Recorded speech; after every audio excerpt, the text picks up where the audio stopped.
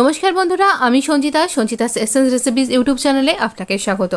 কি দেখুন না, আজকে হঠাৎ করে আমার বাড়িতে একজন গেস্ট এসে পড়েছেন। হঠাৎ করে ভাবছি কি দেবো তাকে, এদিকে নিরামিষ, তিনিও খাবেন, আমাদেরও নিরামিষ, তাহলে কি করা যায়। তৈরি করে ফেললাম বাসন্তী পোলাও আর হোয়াইট গ্রেভি পনির, একেবারে উইদাউট অনিয়ন গার্লিক। তিনি তো খেয়ে খুবই বাবা বললেন। আপনিও একবার ট্রাই করতে পারেন, একবার দেখে নিন, খুব তাড়াতাড়ি তৈরি হয়ে যাবে, ঠিক আমি যেভাবে তৈরি করতে পারলাম। একেবারে গেস্ট থালি বলতে পারেন। আর অবশ্য করি আপনার যেদিনকে নিরামিষ রান্না রয়েছে বা নিরামিষ খাচ্ছেন, সেদিনকে স্বাদ বদলের জন্য এরকম একটা রান্নার থালি কিন্তু তৈরি করে নেওয়াই যেতে পারে। আর কে না জানে বাসন্তী পোলাও কিন্তু এখন ভীষণ পপুলার। আর এই হোয়াইট গ্রেভি পনিরটা আপনার বড় থেকে বাচ্চা বাড়ির সকলেরই কিন্তু ভীষণ ভালো লাগবে। তাহলে আর দেরি কেন, এরকম ঝরঝরে বাসন্তী পোলাও কী করে তৈরি করবেন, সেই সমস্ত টিপসের কথা শেয়ার করতে করতে আপনাকে আজকে বলবো কী করে তৈরি করবেন একই সাথে এইরকম white gravy paneer, without onion garlic white gravy paneer. আমরা কড়াইটা তাতে দিয়ে দিয়েছি, কড়াইটা গরম হয়ে গেলে, আমি তো ঘি খাই না, আপনি 2 চামচ ঘি দিতে পারেন বা ঘি আর তেল মিশিয়ে দিতে পারেন, আমি 3 চামচ তেল দিয়ে দিলাম। এবার এর মধ্যে দেবো কিছুটা গরম মশলা। প্রথমে দিচ্ছি এটা বড় দেখে দারচিনির টুকরো। এই টুকরোগুলো যখন বাটা হয় তখন আর ভালো করে গুঁড়ো করা যায় না, কিন্তু এগুলো ফোড়নে দিলে বেশ ভালো হয় কিন্তু। এবারে 4টে ছোট এলাচকে ভালো করে ফাটিয়ে নিয়ে দিয়ে দিলাম।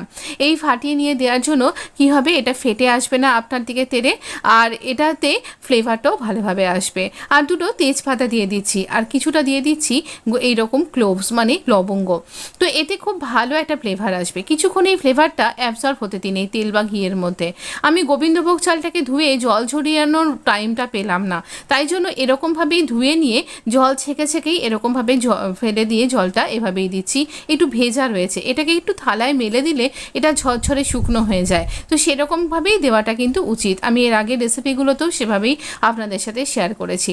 কিন্তু হঠাৎ করে যদি আপনাকে করতে হয়, কিভাবে করবেন, এইভাবে দিয়ে নিয়ে কড়াইয়ের মধ্যেই লো আছে এভাবে চারিদিকে ছড়িয়ে দিয়েছি, এইটাও কিন্তু সেরকমভাবেই ঝরঝরে হয়ে যাবে। তো এরকমভাবে যখন এটা ঝরঝরে হচ্ছে, ঠিক সেই সময় আমি বাকি মশলাগুলো এখানে অ্যাড করব।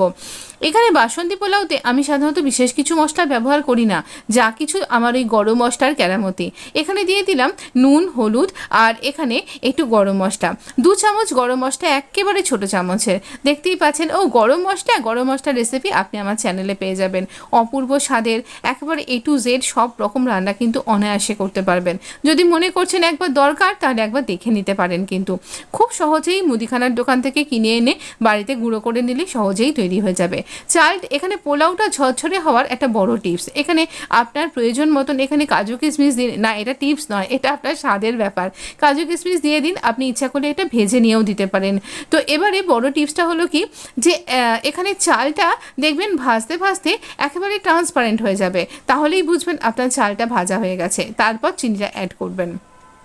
এইরকম ছোট্ট চামচের আমি 9 চামচ চিনি দিলাম এখানে। এটা একটু মিষ্টি মিষ্টি হবে কিন্তু, তবেই খেতে খুব ভালো লাগবে। এই দেখুন চালটা একদম ট্রান্সপারেন্ট হয়ে গেছে না, একদম এদিক ওদিক দেখা যাচ্ছে মনে হচ্ছে। তো এইভাবে আমরা এখানে চালটাকে ভেজে নিয়ে চিনিটা কিন্তু অ্যাড করে দিয়েছি। আর এবার আরও একটা টিপস দিচ্ছি, এইখানে বড় এই গ্লাসটার 2 গ্লাস জল আমি এখানে দিয়ে দিলাম। এবার জলের একটা মাপ আছে, একটু দেখুন মন দিয়ে। হ্যাঁ, এখানে দেখুন আমি খুন্তিটা ডুবিয়ে দিলাম, এটা আমি কর ডুবিয়ে দেখাই। তো দেখুন এখানে 3টে কর আমার ডুবে রইলো কিন্তু।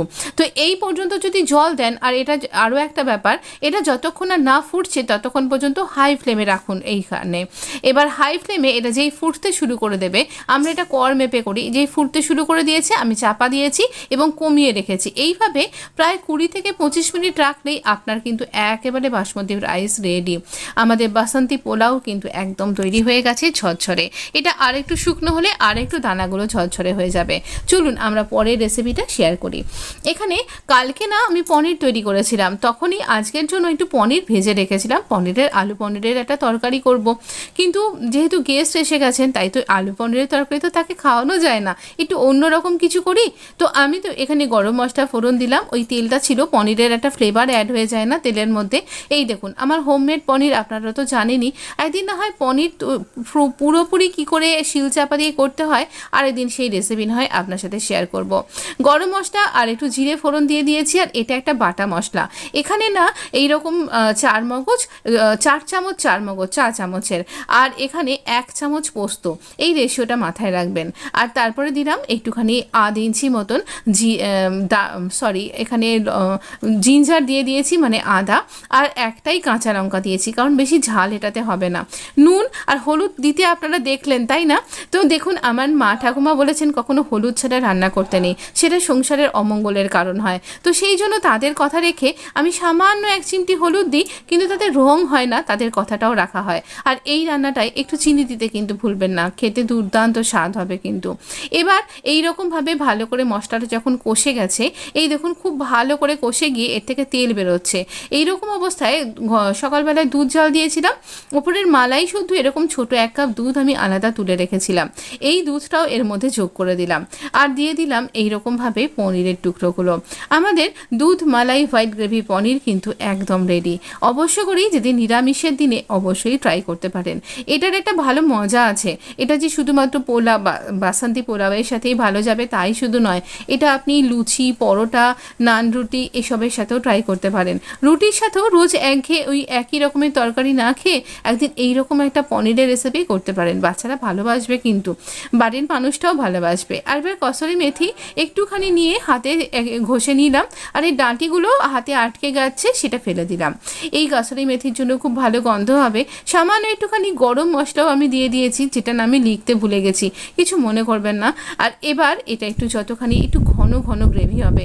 এই গ্রেভিটা এত টেম্পটিং আর এত টেস্টি হয়েছিল না, কি বলবো একেবারে। তবে আপনি যদি একটু মিষ্টিটা বেশি খেতে পছন্দ করেন তাহলে আর একটু মিষ্টি দিতে পারেন, এটা একটু মিষ্টি মিষ্টি খেতেই বেশি ভালো লাগে কিন্তু। তো এইভাবে তৈরি করে নিন এইরকম সুস্বাদু পনির। আমার পনির কিন্তু রেডি। আমি এরকম না ঘন না, একটু মিডিয়াম টাইপের একটু গ্রেভি রেখেছি, একটু মেখে। আমার মানে কর্তামশাই কিন্তু একটু গ্রেভি পছন্দ করেন পোলাওয়ের সাথে মেখে খেতে, তাই তার জন্য আর আমার গেস্টের কথা মাথায় রেখে এভাবেই তৈরি করলাম। আমার এই গেস্ট থালিটা আপনার কেমন লাগলো জানাতে কিন্তু ভুলবেন না আমাকে। কমেন্ট বক্সে প্লিজ লিখে জানান কীরকম লাগছে। আর জামাই ষষ্ঠী উপলক্ষে একটা স্পেশাল থালি রেসিপি অলরেডি আপলোড করা হয়ে গেছে, সেটাও কেমন লাগছে জানাতে পারেন কিন্তু। জামাই ষষ্ঠীর রাত্রেবেলার জন্য এই পনিরটা কিন্তু দুর্দান্ত চলে যেতে পারে, কি বলেন আপনি? তাহলে এইরকম দেখছেন তো কতটা ঝরঝরে হয়ে গেছে। একটুখানি স্ট্যান্ডিং টাইম দিলেই এটা আরও বেশি ঝরঝরে হয়ে যায়। অবশ্য করেই কিন্তু ট্রাই করবেন। তবে শুধুমাত্র হোয়াইট গ্রেভি পনিরের সাথে কেন, চিকেন কষার সাথেও কিন্তু খুব ভালো লাগবে, চিংড়ি মাছের সাথেও খুব ভালো লাগবে। আর এই যে একটু আগে যে পাখির ডাকগুলো শোনেন না আমার ভয়েস ওভারের সাথে সাথে, এগুলো কিন্তু পুরোপুরি অরিজিনাল। চারপাশে প্রচুর গাছপালা আছে বাড়ির, আর আমার ছাদেও আছে, তো সেখানেই পাখিরা আসে, এরকমভাবে কলতান করেন, বেশ ভালো লাগে না? একটা সুন্দর ব্যাকগ্রাউন্ড মিউজিক দিয়ে দেয় এরা আমার ভিডিওতে, তো এদেরকে অনেকখানি ধন্যবাদ। আর আপনি কি করছেন? শুধু শুধু দেখে চলে যাবেন না প্লিজ, একটুখানি সাবস্ক্রাইব করে যান। পরের ভিডিওটা নোটিফিকেশান অন না করলে কি করে পাবেন আপনি? আমি তো রোজ রোজই ভিডিও দিচ্ছি আজকাল, তার শর্ট ভিডিওটাগুলোও কিন্তু চোখ রাখুন কিন্তু। ভালো থাকবেন, সুস্থ থাকবেন, প্রচণ্ড গরম পড়েছে, একটু সাবধানে থাকবেন, বেশি করে দই জল এসব খাবেন। ধন্যবাদ।